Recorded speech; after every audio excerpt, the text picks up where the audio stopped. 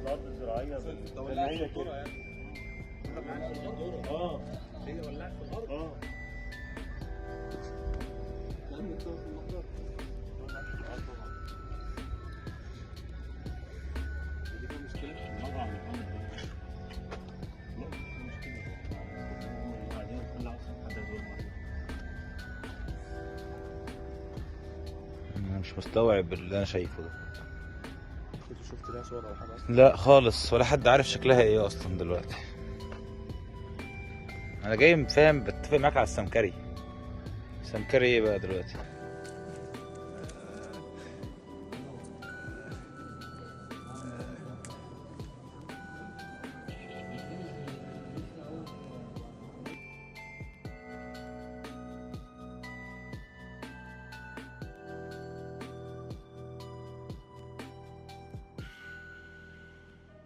قبل اي حاجة، الفيديو النهاردة انا عارف ان هو مش احسن فيديو انت ممكن كنت مستنيني اللي انا انزله بعد الفترة اللي انا كنت غايب فيها دي، وفي حاجات كتير قوي غريبة حصلت. يعني عامة انا عملت حادثة بالعربية بتاعتي اللي انا اصلا ما كملتش بها تقريبا شهرين على بعض. عظمي تقريبا كله اتكسر. يعني اهم حاجة في الانسان اللي بيلعب جيم مثلا هو كتفه، تمام. انا عملت عملية هنا، تمام، في كتفي، وكان فيها المفروض اعمل عمليه برضو في لوح الكتف ورا. ما عملتهاش وسبته كده يلم. حاجات كتير، واعصاب ايدي دي متدمره حرفيا. حاجات كتير هنقولها في خلال الفيديو، فانت ممكن تعتبر الفيديو ده قصه لو انت اول مره تشوفني، ولو انت متابع عندي فانا اصلا عامل لك الفيديو ده عشان برضو تفهموا اللي حصل لي عامه. ليه انا كنت غايب، ليه انا ما كنتش بنزل فيديوهات، الحاجات دي كلها اقولها النهارده في الفيديو. فقبل اي حاجه صلي على النبي عليه الصلاه والسلام، واعرف اللي انتوا كلكم وحشيني قسما بالله العظيم. وانا ما حبيتش ارجع بفيديوهات على طول غير لما انت تكون فاهم برضو ايه اللي حصل معايا، وبرضو في مشاكل في ايدي ممكن تاثر عليا شويه في اللعب. فانا حبيت ان انا اسرد لكم اللي حصل الفتره اللي فاتت من غير تفاصيل قوي، بس هحاول على قد ما اقدر عشان الفيديو ما يكونش طويل. ونبتدي من البدايه شويه. قبل موضوع الحادثه انا كنت فتره يعني قعدت عندي مشاكل نفسيه كده، ومشاكل فعلا. اي حاجه كنت انا بتحصل لي مشكله كانت بتتعبني فعلا. يعني بعيد بقى عن اللي انا اصلا بفكر فيها او لا، دي غصب عني لا ارادي بتتعبني. انت مش هتاخد بالك من الكلام ده او مش هتحسه قوي غير لما تيجي مثلا انا افكرك بشكلي مثلا كده دلوقتي. شوف شكلي عامل ازاي، جسمي عامل ازاي، شعري عامل ازاي، وشي وملامحي دلوقتي بقيت عامل ازاي. فانت ممكن يوصل لك المعاناة نوعا ما اللي انا كنت بمر بيها. مش هتقدر تفهم كده، بس على قد ما هحاول هقول يعني. بس عايزك انت تتخيل انت وبينك وبين نفسك وصلت لك ما وصلتلكش يعني. كمل الفيديو وانت ممكن نوعا ما تفهم اللي انا بقول ايه. كنت اي حاجه بتتعبني كنت بحاول ان انا اجرب اي حاجه تفرحني. اخترت حاجات كتير غلط خلت كل اللي انا بفكر فيه اصلا اللي هو يخليني احسن، لا ده خلى الدنيا اسوأ واسوأ واسوأ. وبسبب اللي انا اصلا يعني كنتش عارف انا عايز ايه، وكنت بختار غلط. لان انا في فتره فعلا ما انا بعتبر ان ده مرض نفسي، فاهم. وكنت محتاج فعلا ان انا اقوم رايح لدكتور وبتاع وكده، بس انا كسلت وقلت مش مهم. بس ده كان بيجي على دماغي. ما باكلش. ما كنت باكل 7 وجبات 6 وجبات. ما عدتش باكل غير وجبه. ما عدتش بقدر اروح الجيم، تعبان، ما بقدرش اللي هو انا امارس حياتي، شغلي، كل حاجة بعملها وقفت. حياتي كلها وقفت. والله يجازي اللي كانوا السبب في المرحلة اللي وصلت لها دي عامة. فبعيد عن الكلام ده، جيت في فترة بقى خلاص انا اشتغلت وتعبت. وجت فترة برضو قعدت انا في البيت من كتر ما كنتش بخرج. قعدت في البيت اشتغل وكده.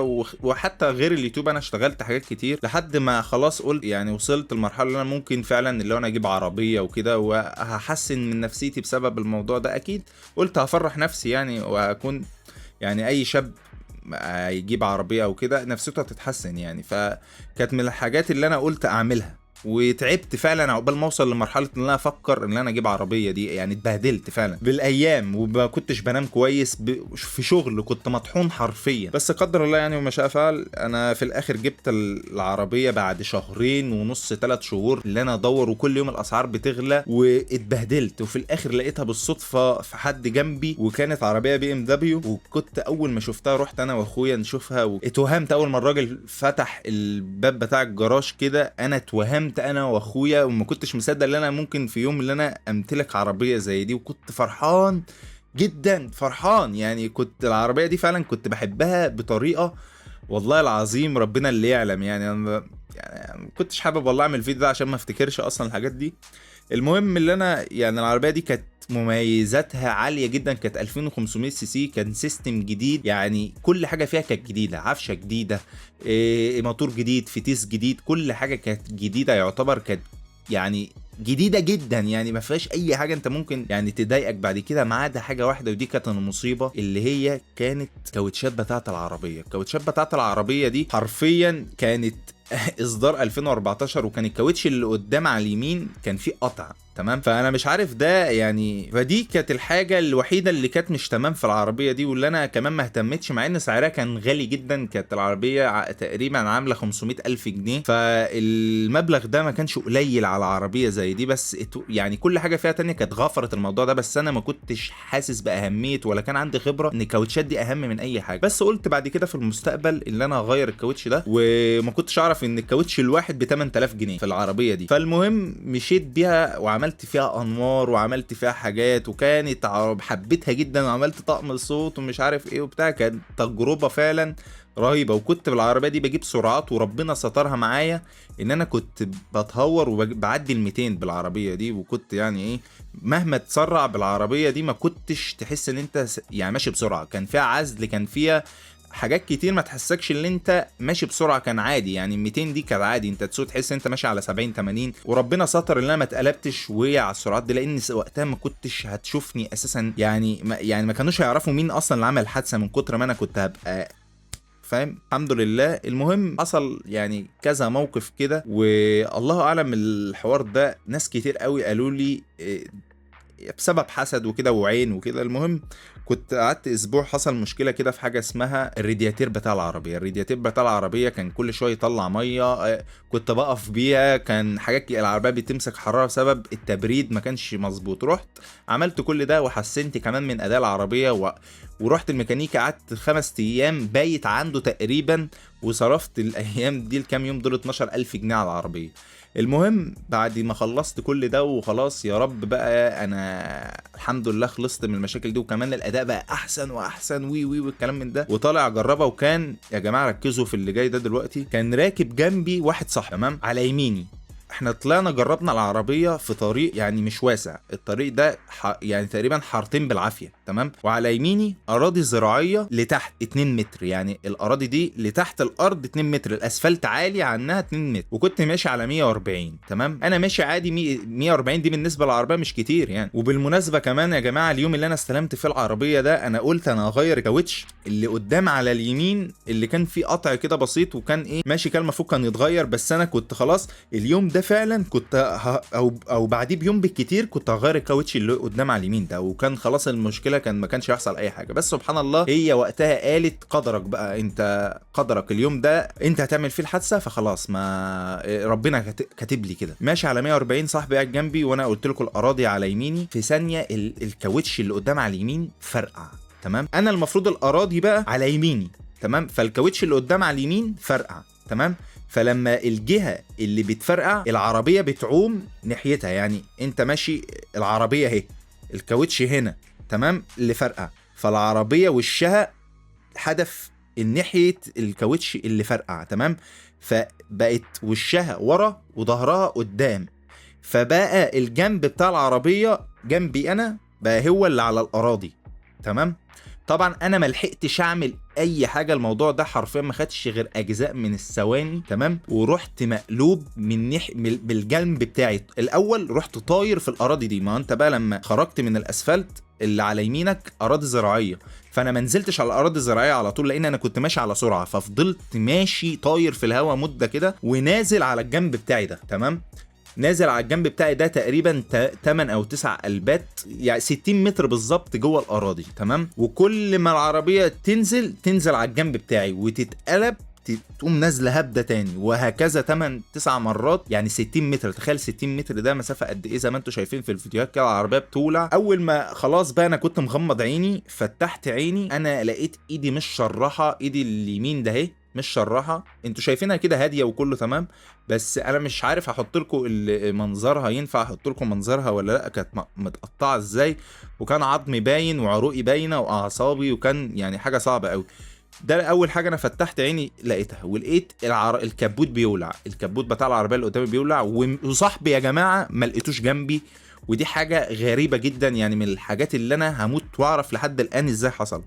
العربيه كانت بيبانها كلها مقفوله مش راضيه تفتح تمام، لانها اتضغطت في بعض. الازاز من النوع اللي كان ما بيتكسرش، الازاز ده كان بيتفتت، وانا كنت قافل كل الازاز. قاعد اكسر في الازاز مفيش، الناس كلها اتلموا عليا دخلوا الارض. العربيه بتولع خلاص، انا جوه العربيه والعربيه بتولع، وفي اي لحظه اول ما النار توصل لتانك البنزين العربيه هتنفجر وانا هموت جواها محروق. فالناس عايزين يعملوا اي حاجه يطلعوني. طبعا الباب بتاع العربيه ده من البيبان اللي انا عمري ما شفت عربيه عامه في مصر.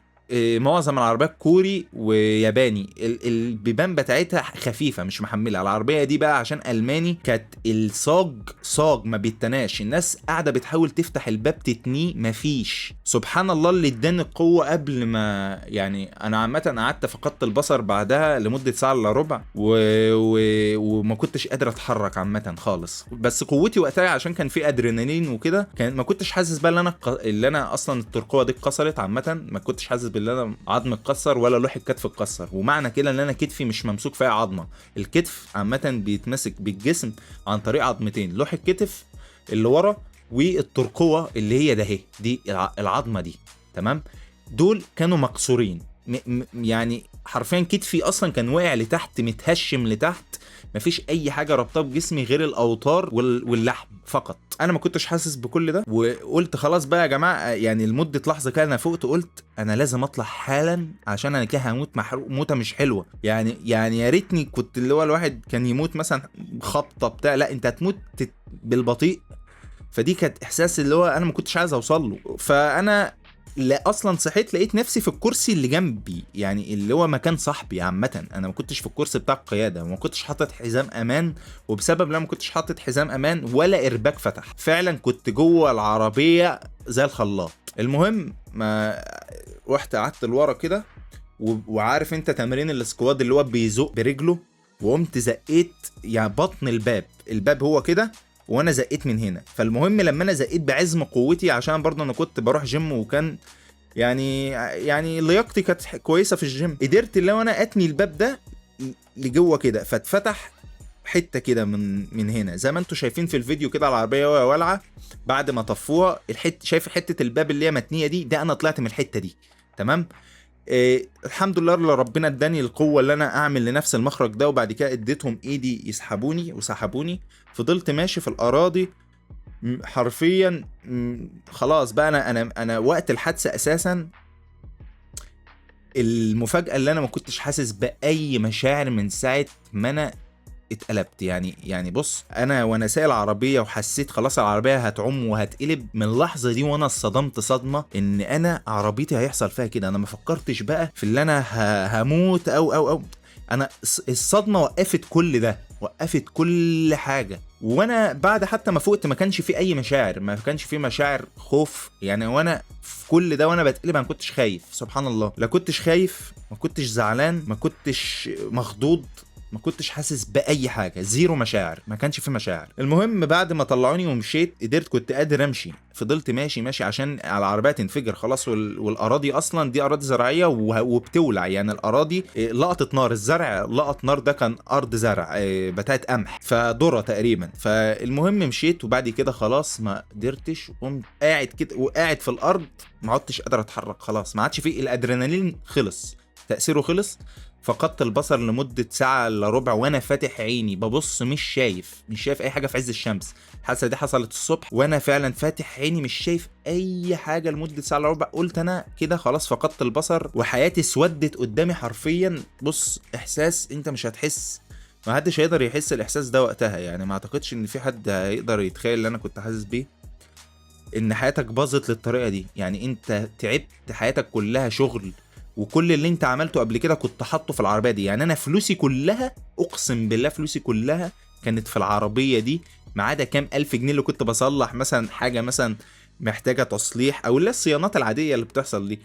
بس هو ده كانت فلوسي، ما كنتش بقى كنت المفروض لسه اشتغل وكده وارجع وبتاع، كله بقى راح. تخيل بقى انت كل ما تمتلك شايفه بيولع، وانا قبل ما اقعد على الارض وقبل ما افقد البصر بصيت بصه كده على العربيه لقيتها بتولع فحسيت احساس وحش، يعني اللي هو انا خسرت كل حاجه، فاهم؟ وكمان زائد ان انا ما عدتش كمان شايف، وما كنتش عارف ان انا اصلا مكسور، واللي انا خلاص ما عادش ينفع اروح الجيم تاني، واللي انا احلى حاجه كنت بعملها في حياتي وكنت مبسوط بيها اللي انا كنت رياضي وعضلات وهيئه وشكل، واللبس مثلا لما انا بلبس حاجه كنت بفرح ان شكلها كويس بتاع. الكلام ده مش هيحسه غير لو واحد بيروح الجيم، والكلام ده كان بتفرح بنفسك لما بتلاقي تقدم وكده، فكل ده بالنسبه لك شايفه اسود. فالنفسيه باظت اكتر، شعري وقع اكتر، بدأ يطلع شعر ابيض في شعري، تمام. ولقيت صاحبي سبحان الله بقى بره على الرصيف اللي هو الاسفلت، اللي هو انا اصلا كنا ماشيين عليه وما اتقلبش معايا. تخيل لو ما اتقلبش معايا، صاحبي خرج من العربيه قسما بالله لحد الان ما في حد اصلا مترجم ازاي ده حصل. خرج من العربيه وهو يعني ما يفهمش كمان هو خرج ازاي، وانا بس اللي اتقلبت، كأن سبحان الله دي مقدره لي انا فقط، دي معموله عشان انا بس. رحت المستشفى عامه، هو حتى ما تخيطش ولا اي حاجه، يعني حتى ما تخيطش، هو حاجه كده في دراعه اتحك في الاسفلت، فحتى ما احتاجش اللي هو يخيط الحمد لله، يعني اللي انا حتى ما كنتش سبب ان هو يتاذي بسببي يعني، ودي حاجه فرحتني يعني، واللي انا ما كنتش سبب اللي انا اكون يعني دمرت يعني جسم حد او حياه حد زي ما حصل لي يعني.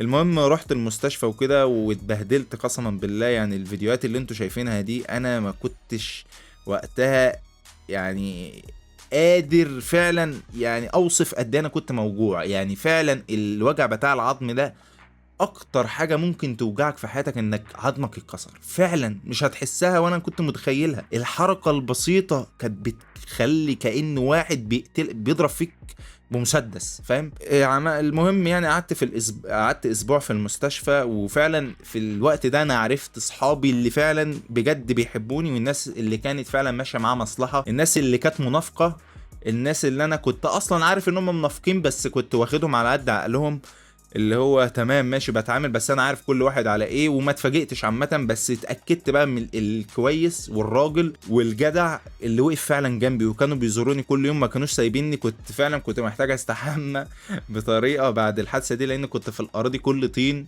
وانا ما كنتش قادر اتحرك وكده. واصحابي يعني اتوصوا يعني بيا الحمد لله، وحموني زي ما انتم شايفين في الفيديوهات، واهتموا بيا. قعدت اسبوع فعلا الناس دي حواليا، وحسيت فعلا ان انا اعرف فعلا رجاله وناس كويسه فعلا، واتشرف ان انا اعرف ناس من الشخصيات دي. واخواتي تعبوا معايا قوي قوي، يعني انا اخويا مثلا زياد كان بينام معاه في المستشفى، كان دايما معايا، انا ما كنتش بقدر اقوم حتى من على السرير اخش الحمام، حياتي كانت فعلا صعبه، ما كنتش بعرف اكل، ما كنتش اقدر احرك دراعي. وعلى فكره دي معجزه ان انا اقدر احرك دراعي. انا على فكره الحادثه دي حصلت يوم 3/8 وانا عيد ميلادي كان يوم 20/8، تمام. وبعدها عملت العمليه باسبوع، والنهارده يعني الفيديو ده هينزل لكم بكره تقريبا باذن الله. فشوف انا بقى لي قد ايه، والمفروض ان انا اساسا يعني ما احركش دراعي، بس انا عندي مشاكل في اعصاب ايدي، انا مش حاسس بايدي عامه، تمام. وقوه الصوابع ما عادتش زي الاول نهائي،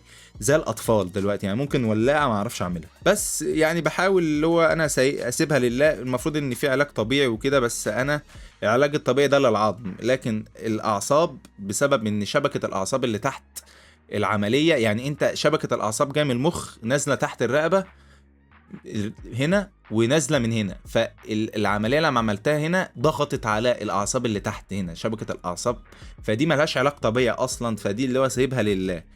حاولت اجيب ادويه وكده، ورحت كشفت قالوا لي دواء كده نادر جدا بتاع صرع وبتاع تشنجات وبتاع زهايمر وي وي وي، الدواء ده نادر جدا وانا مش لاقيه، وما لقيتش منه غير 5 امبولات وانا مكتوب لي 10، وما عرفتش اخد غير 5، مع ان الدواء ده غالي جدا وبس مش متوفر ابدا، وفعلا ما كملتش الكورس بتاعي. ما علينا، انا في الاخر العربيه اتحطت في الاسم لحد دلوقتي ما شفتهاش ولا حتى عايز اشوفها، عشان ما تعبش نفسيا اكتر من اللي انا تعبان اصلا. وبحاول لو انا والله ارجع احسن حياتي تاني، اللي انا ارجع العب، ارجع اعمل فيديوهات، ارجع لحياتي بشكل عادي، ارجع اكل وبس. يعني هو ده تقريبا هو ده سبب كل اللي انا الفتره اللي انا كنت غايبه دي، وعارف ان انا طولت عليكم. بس اكتب لي تحت في الكومنتات لو انت بقى ليك تفسير للي حصل ده.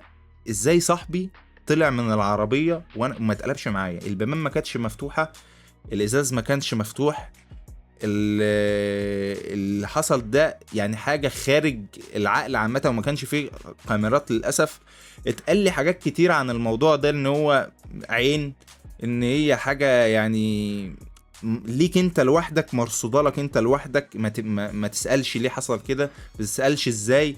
اي نعم الموضوع غريب، وانا راضي بقضاء الله والحمد لله اللي انا عايش لحد الان. انا كنت هموت فعلا، هموت محروق فعلا الحمد لله. وكنت مع يعني اكتر حد كنت بفكر فيه في الوقت ده هو ماما، انها ما كانتش المفروض تعرف ان انا عملت كده، وعشان عارف انها لو كانت عرفت وقتها كده واتقالت لها على طول كده كان ممكن يحصل لها حاجه. وانا كل ما كنت في المستشفى كنت بقول لهم محدش يقول لماما حاجه.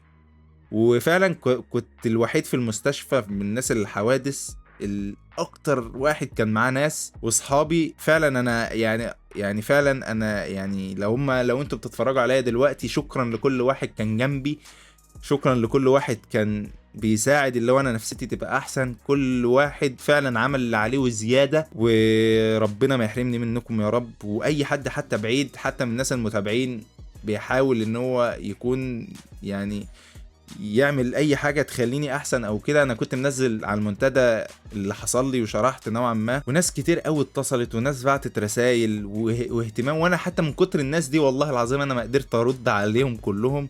فلو اي حد يا جماعه كتب لي اي كومنت، قسما بالله العظيم انا لو اقدر اجي احضنك وابوسك واقول لك انت يعني قد ايه بالنسبه لي حاجه كبيره، انا هعمل كده. ولو ما قدرتش ارد عليكم كلكم فانا يعني انا اسف. وبرضه في الناحيه التانية اي حد انا ما لقيتوش جنبي وقتها وما اهتمش، مع ان الناس دي كانت قريبه مني قوي، فانا ما زي ما قلت لكم قبل كده ما اتفاجئتش، وكل واحد وباصله. والحمد لله ان انا برضه عرفت واتعلمت ان انت حتى مش المفروض تصاحب او تعرف ناس وانت عارف ان هم وحشين، وما تجيش على نفسك. اي حد فيكم شايف ان في حد مش بيقدره او يعني بيجي على نفسه عشان ما يخسرش حد معين او بيضحي باي حاجه، فانت نفسك اكتر واحد عارف قد ايه الشخص ده وحش، ومحدش هيكون عارف المعلومه دي قدك، بس انت اللي عامل نفسك مش عارف. وده فعلا اللي كان بيحصل معايا. انا ما كنتش يعني بعترف لنفسي، يعني انا يعني عارف ده، بس ما كنتش بنفذ بقى المعرفة اللي عندي دي. فانت نصيحة اي حد يعني عارف ان هو وحش وكده وجاي عليك او بيأذيك او وانت مش عايز تخسره لمجرد اللي انت شخص باقي عليه، لا انا بقولك من دلوقتي ما تبقيش على حد. وبس يا جماعة، انا عارف ان الفيديو ده طول، مش عارف مين لحد دلوقتي وصل ومين لسه ما وصلش، ومش عارف اصلا مين لحد دلوقتي يعني قدر يستنى اللي هو يفتح الفيديو لحد دلوقتي ويسمع انا بقول ايه. عامه لو انت فعلا وصلت لهنا فشكرا جدا، وقول لي تحت في الكومنتات اللي انا وصلت لهنا، عشان حاسس ان انا كلمت في نفسي وبس. وان شاء الله انتظروا كل الفيديوهات وكل الحاجات اللي كنت بعملها قبل كده، واي حد محتاج اي حاجه انا اقدر اساعده فيها. وحتى موضوع الحسابات اللي انا كنت بساعد بيها الناس ان هم ما يدفعوش كتير في اللعبه، بوفر عليهم وبجيب لهم الحسابات دي. انا هستمر في العاده دي، مش هقطعها. اي حد عايز يبيع حسابه لو رخيص هبيعه له في لعبه كول اوف ديوتي موبايل، واعرضه للبيع لناس عايزه تشتري حسابات بسعر حلو ويوفروا على نفسهم، لان الحسابات السعوديه او الحسابات عامه الغاليه بتتكلف 3 اضعاف الشحن. فانا واحد من الناس كنت ببسط وبسعد نفسي ان انا اشتري سكن في لعبه بدل ما اصرفها في حاجه ملهاش لازمه. على الاقل دي حاجه انا بستمتع بيها ومش بضر بيها حد ومش بضر بيها نفسي، وبستمتع في امان بكل سلام. وانا عارف ان في ناس كتير زيي وعايزه توفر وعايزه تجيب حسابات كويسه تلعب عليها. وبس شكرا شكرا شكرا لاي حد كان بيدعمني الفتره اللي فاتت، وانتظروا كل جديد. وما تنساش تنزل تعمل لايك لو انت حابب المحتوى اللي انا بقدمه. وشكرا على اي كلمه حد هيكتبها او هيقولها في الكومنتات. واشوفكم الفيديو الجاي. من كل قلبي سلام.